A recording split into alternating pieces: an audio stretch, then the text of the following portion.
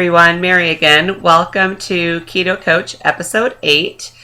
This week, I'm just going to answer some questions that I received recently on Facebook, usually private messenger on Facebook. I get asked a lot of the same questions over and over, but I thought I would just share the answers to some of them this week.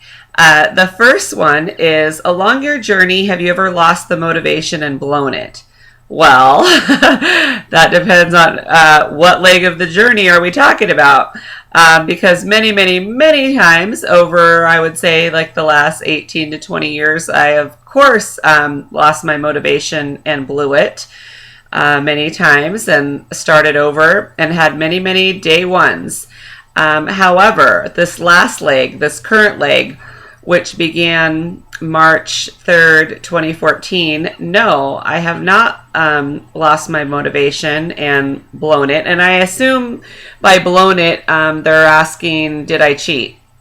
So no, I have not done any cheating for 2 years and 3 months since prior to this last leg of my journey. But I haven't lost motivation, but I will say that I became frustrated many times. I've had several stalls, the longest being 9 weeks, and that was very frustrating, and I had probably a bad attitude. I recently went back and looked through a message thread with a friend of mine who's also keto, and I took some screenshots, and I'm going to be sharing them soon when I get the courage, because it really shows how my thought process has evolved and how and it shows my frustration, some of the things that I wrote. So I'll share those soon, but I've definitely, had frustrations, and I have, felt like I wasn't getting anywhere, but I never lost motivation. I always just kept my goal in mind and knew that I needed to keep going in order to get my results and, see my results. So let's see. Another question I get is, can you give me your 7-day meal plan? People want to know, can you tell me what you eat for breakfast, lunch, and dinner? Well, one, I don't eat breakfast, lunch, and dinner. I usually eat just twice a day. And sometimes once a day. And I don't have a meal plan to share, sadly. I just don't. I'm not a meal plan kind of person. I don't really plan ahead. I don't plan meals because I don't eat to macros. I just eat when I'm hungry, and I kind of, I go and I open the fridge and, okay, what do I have? What can I have right now? What do I feel like eating? And always what I feel like eating is keto food, so that's not an issue. I'm just kind of I wing it well. And I know a lot of people are not like that. But there are meal plans out there. If you're a meal plan person, there are meal plans out there.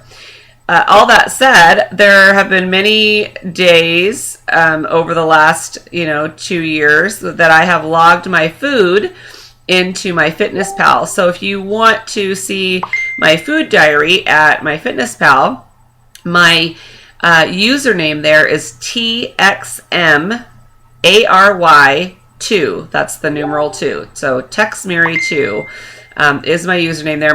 My diary's public, and you can view it, and you can look back over the last couple of years and see what I've eaten. You probably could go back further than 2 years and see what I was eating when I was a calorie counter. I can't remember what year I first started using MyFitnessPal, but there's lots of entries there that you can look at. Okay, another question I get, how long did it take you to get off medications?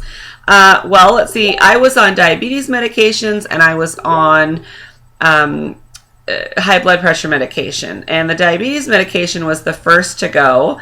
Let's see, I started March 3rd. I started keto March 3rd of 2014. And somewhere like in the first 10 days of May of 2014, my doctor said I could stop taking the medications because my blood sugars had gone to normal. And then when I first stopped, they temporarily went up again, but I wasn't worried about it. It leveled out and went back down. My blood pressure medication, I still took a couple months after. I think I stopped that in July of 2014. And I want to say too, like I was nowhere near goal weight when I stopped doing that. So it was fully, there was some weight loss. I think by July I'd lost around 50 pounds, and that was when my stall started, and it didn't end until like September. So like my stall was sometime July to September, and so I'd lost around 50 pounds. And I was able to get off the blood pressure medications due to the types of food I was eating and whatever weight loss I experienced at that time. Okay, what kinds of foods do you eat, and aren't you hungry if you only eat twice a day? Again, I just totally eat keto foods. I eat a lot of beef in the form of ground beef. I eat steak. I eat shrimp and salmon. I eat eggs and bacon and lots of avocado, some salads and chicken. And when I eat chicken with the skin on it. I don't do, like, we've talked about this before. I don't do like the Frankenfood stuff. I don't do sugar-free Jell-O or sugar-free candies. I do make keto desserts from scratch every now and then. And I do need to like make a correction. Mrs. Keto Evangelist kind of called me out on something. I always say, and I always say this, that I don't eat fat bombs, or I don't make fat bombs. And that's kind of true. I don't make fat bombs. I'm not into like all the different fat bomb recipes, but I do make keto fudge, and technically that can be considered a fat bomb.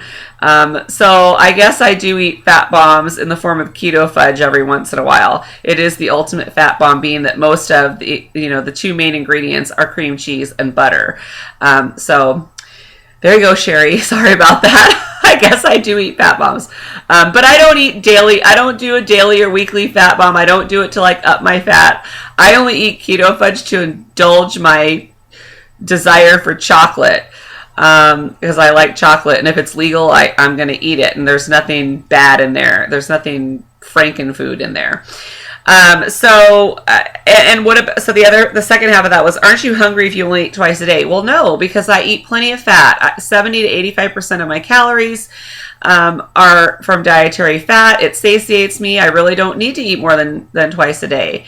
Now there are certain times of the month where there's, a few days where yes, I am eating more, because my body, tells me I'm hungry more often, and I always just go with it, and I don't ever experience negative consequences from it or weight gain or anything. Also, sometimes on the days I work out, my meals are a little bigger, but still I'm only eating, twice a day. So no, I don't get hungry because I'm fat adapted, and I can go many, many, many hours without eating and feel totally fine, which is something that people who aren't fat adapted struggle with. So get fat adapted. Okay, and last question for this week. Do you use a pre-workout or supplements?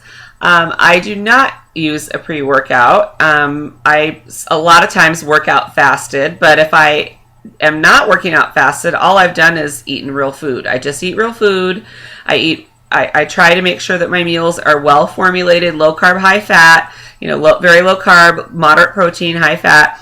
And that's really, that's all I need. I don't do anything special. I don't buy into all the, the stuff that is out there about what you have to do before and after a workout. If I'm hungry after I work out, I eat. If I'm not hungry after I work out, I don't eat. It's just as simple as that.